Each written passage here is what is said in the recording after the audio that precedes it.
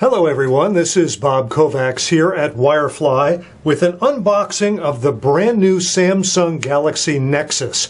Now, this looks like a plain white box. The last couple of phones for Verizon were in completely black boxes, and this one is completely white.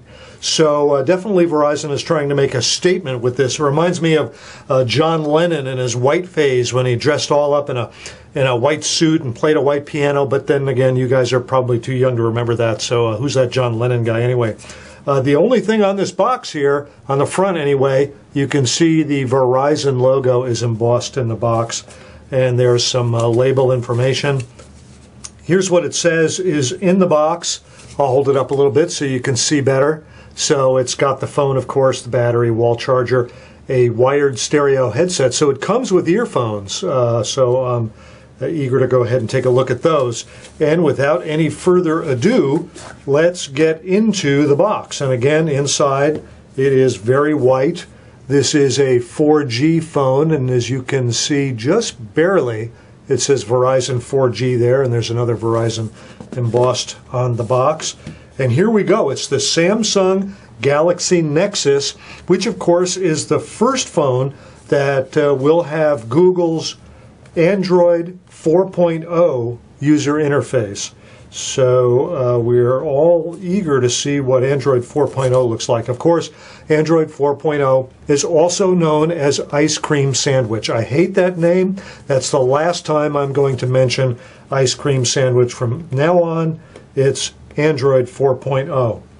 There's a rear camera. It's a 5-megapixel rear camera. It's got an LED flash, a 1.3 megapixel front camera. By the way, there's also a notification light here. It's a 3-color notification light, which is handy to have.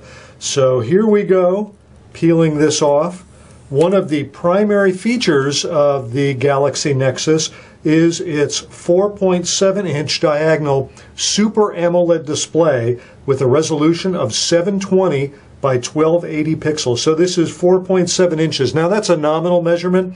They actually list it as 4.65. I'm going to call it 4.7. And this is the second phone to be released with a true HD 720p display. Of course, the other was the HTC Resound. Let's take the plastic off the back. This has kind of a carbon fibery look, but it feels like it's plastic. So let's put the phone down and see what other goodies we have in the box. We've got a bundle of manuals. We'll set those aside.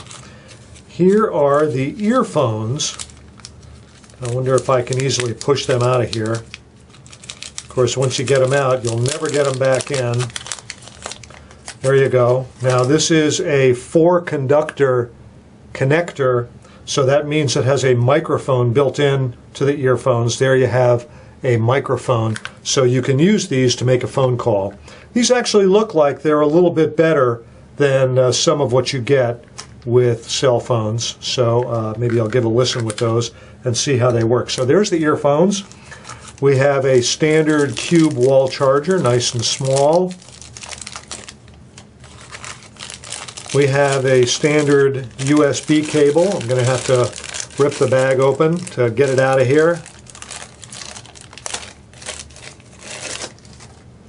So it's got the micro USB connector at one end and the standard USB connector at the other end. This one might be a little longer than some.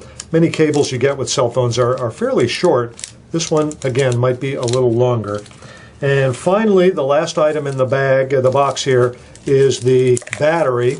This feels like a pretty hefty battery. This is a 1,850 milliamp hour battery. I'm going to hold it up a little closer so you can see. There you go, 1,850 milliamp hour battery.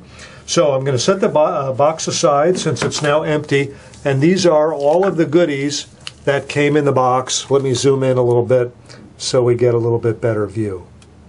There you go. And I'm going to make a little adjustment here to my camera so that you can see things a little better. Now here we go. Let's take a little tour around the phone. These 3 dots here on the side are for a docking station so that when you set the phone into the dock, it can automatically charge. And also these 3 dots are connectors that allow you to get serial data into and out of the phone. This is the standard on, off, and lock switch right there. Nothing on top. On this side, the volume up-down rocker.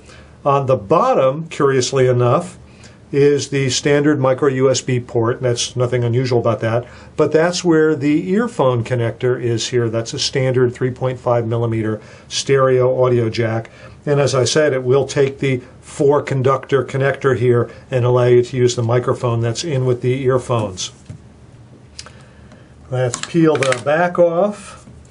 Now, this is where the battery goes, of course, but also there is a SIM. This requires a SIM. In fact, it requires what's called a micro SIM.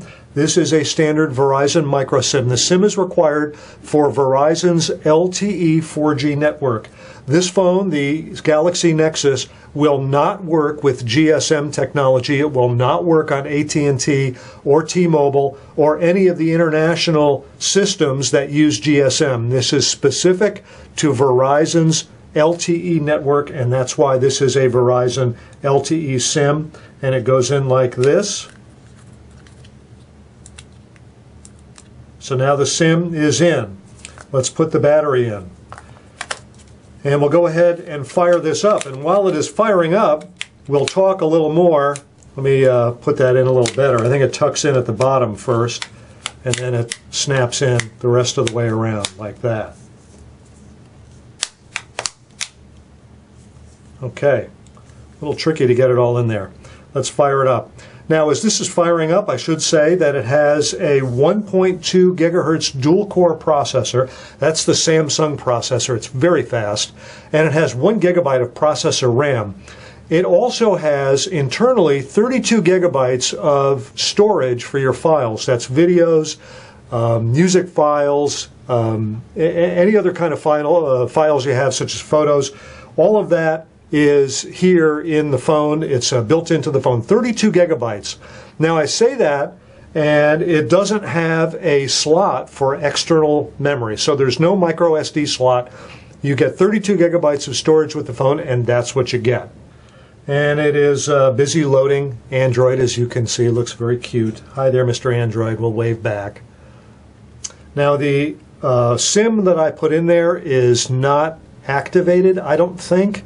I thought I had it activated, and then it wasn't activated. Just so you know, if you have an activated LTE SIM, you can put that into a new phone that has LTE, and it will, by virtue of you putting it into that new phone, it will activate that new phone. So I tried to activate this SIM, and it seemed to work fine for about 15 hours, and then it told me I had a problem. So that's the SIM I have here. I don't have another micro SIM that is activated.